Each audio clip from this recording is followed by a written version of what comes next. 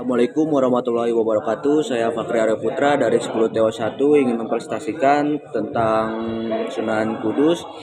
Sunan Kudus adalah dari anak Habib Usman Haji atau yang lebih dikenal dengan nama Usman Ngundung. Ayahnya ini merupakan seorang menantu dari Sunan Ampel, sedangkan ibunya bernama Syarifah Rahul atau Dewi Ruhul yang merupakan anak dari Sunan Bonang. Sunan Kudus menjadi salah satu anggota Wali Songo yang menyebarkan agama Islam di tanah Jawa, tepatnya di daerah Jawa Tengah dan sekitarnya. Beliau lahir di Kudus pada tahun 1400 Masehi. Sunan Kudus ini hidup di era kerajaan Hindu Jawa sedang runtuh dan agama Islam baru mulai menyebar di daerah Jawa. Menurut silsilah dari keluarga Sunan Kudus, beliau ini merupakan keturunan ke-10 lewat jalur Husain yang yaitu putra dari pertinggahan putri Nabi Muhammad, yakni Siti Fatimah dengan Sayyidina Ali Ribana.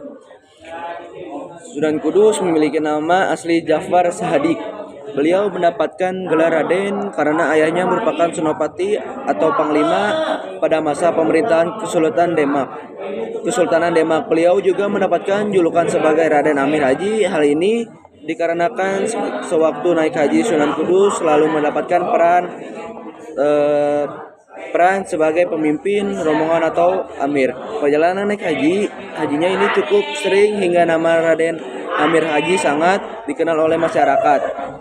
Sebutan nama Sunan Kudus disematkan karena beliau membeli daerah Kudus sebagai tempat berdakwahnya. Sunan Kudus menetapkan dan berdakwah di daerah ini selama bertahun-tahun lamanya, sehingga masyarakat setempat kemudian memanggilnya dengan sebutan Sunan Kudus. Cara menyebarkan agama Islam Sunan Kudus adalah dengan menggunakan pendekatan seni dan budaya sebagai yang dilakukan oleh Wali Songo. Sunan Kudus juga tidak melakukan perlawanan kepada budaya yang sudah berkembang di masyarakat. Sunan Kudus menyebarkan agama Islam di Nusantara.